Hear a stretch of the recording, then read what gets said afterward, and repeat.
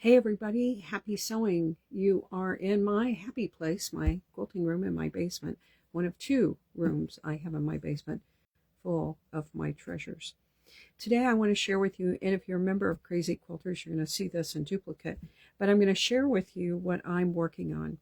I like to take my scraps and turn them into Duckworth blocks, and I start with whatever size I have, and I make these scrap pieces of fabric. I keep working my way around these scraps until I come up with something that is at least 6.5 inches. I trim it down to 6.5 inches, and then I'm putting it together in bags that have 50 blocks in it. Now 50 blocks is not enough to do a quilt with, but 100 blocks is enough to make a 60 by 60 inch square throw quilt.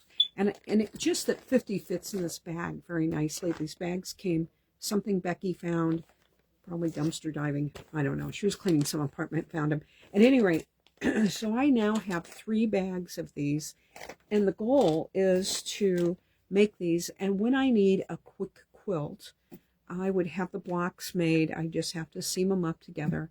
And these are all going to go, the plan is, these are all going to go to kids that are in my youth group at church that come on Wednesday night for our Wednesday night programming during the school year. Now, a number of these kids have been asking me, because they know I make quilts at Christmas, because they're the ones who have to carry them upstairs, and oh my gosh, if we have a funeral, we have to carry them back downstairs and that sort of thing.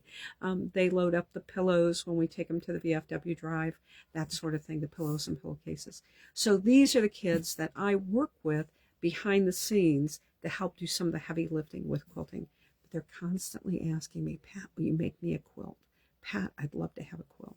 So there are 2 kids especially who have really been kind of after me about making them quilts. The plan is to have enough of these blocks made from scraps that I currently have laying around, get those scraps used up, get them repurposed so they're not just sitting, living, you know, a sad life in the bottom of a tote. They're going to get used up. That's the plan. So again, I start with little pieces. I build them out to bigger pieces. I square them up to 6.5 inch pieces. And then I group them together in groups of 50. And I need 2 of these packages to make a 60-inch by 60-inch throw. That's going to make some kid in my youth group happy. And a little reward for coming to church. Why not? Why not?